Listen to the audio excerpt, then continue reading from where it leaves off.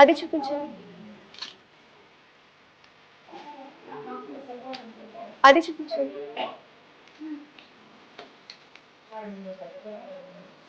అది కూడా చూపిస్తారా?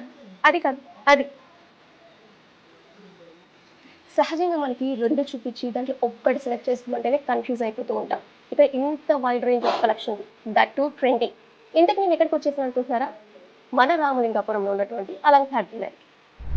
ఇప్పుడు నేను వేసుకున్న సెట్ అయితే సిల్వర్‌లో గ్రీన్ ఎమరాల్డ్స్ లాగా స్టోన్స్ మనకిచ్చినారు.